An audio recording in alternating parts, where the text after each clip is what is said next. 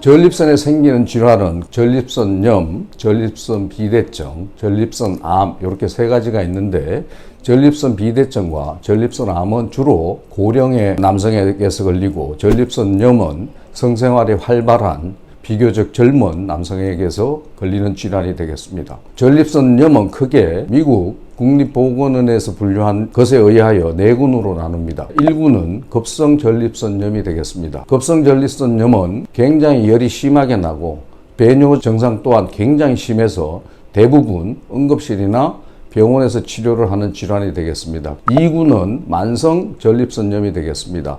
이 만성전립선염은 세균이 확인이 되는 경우가 되겠습니다. 그래서 세균에 대한 치료를 적절히 하는 게 굉장히 중요하게 되겠습니다. 3군은 만성골반통 증후군이라고 우리가 칭하게 됩니다. 그 세균은 발견되지 않지만 염증이 있는 경우 또 염증이 없는 경우 이렇게 상군이라 하고 4군은 무증상 염증성 전립선염입니다.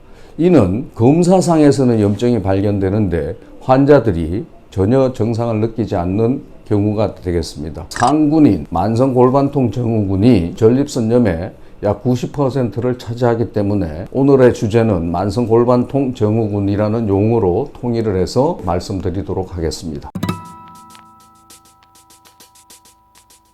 첫 번째 주증상은 통증이라고 할 수 있습니다. 무지근한 통증 이런 표현을 하시고 실제 불쾌감, 불편하다 이런 호소를 많이 합니다. 대부분 회음부, 심한 경우는 대퇴부, 하복부, 고환, 어떤 경우에는 허리까지 이렇게 통증, 불편감, 불쾌감이 있다 호소합니다. 두 번째 증상이 소변과 관련된 증상입니다.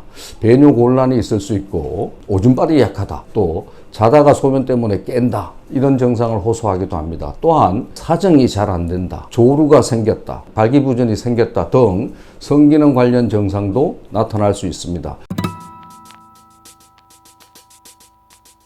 증후군이라는 게 굉장히 중요한데 아직은 정확한 원인과 치료가 밝혀지지 않았기 때문에 이런 증후군이라는 용어를 사용합니다. 이건 어디까지나 추정 원인이 되겠습니다. 소변을 볼 때 방광이나 전립선의 압력이 굉장히 증가하는 경우가 생기고 이 증가한 압력 때문에 전립선에 소변이 들어가고 또한 소변에 있는 어떤 화학 물질들이 또 전립선에 들어가서 어떤 화학 반응을 일으키고 신경계나 근육계에 어떤 이상이 있어서 또 스트레스를 심하게 받거나 바이러스 등이 우리가 만성골반통 증후군의 원인이 된다고 추정하고 있습니다.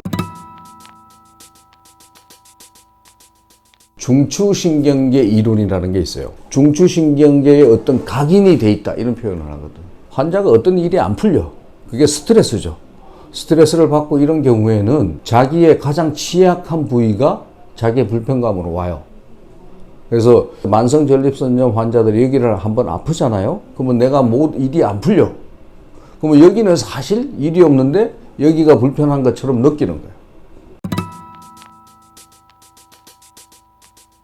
신체 검사로 회음부, 고환, 부고환, 성기, 탈장이 있는지, 항문 주위 이런 데 이상이 없는지도 확인을 해야 되고요. 만성 전립선염 설문지라는 게 있습니다. 통증, 배뇨 증상, 삶의 질 이거를 설문지를 통해서 파악할 수 있기 때문에 이 설문지 조사를 해야 되고요. 소변 검사, 전립선 마사지액 검사, 그 다음에 정액 검사를 하고 우리나라에서는 보험 급여가 되기 때문에 PCR 검사도 많이 하게 됩니다.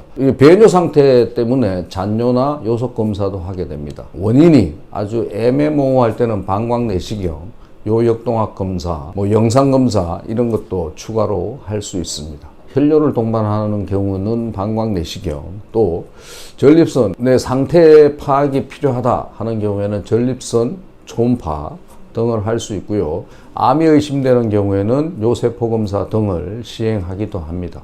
빨리 치료받을수록 증상이 경감이 되고 빠른 회복을 할 수 있기 때문에 비뇨의학과를 빨리 방문하는 것이 좋겠습니다.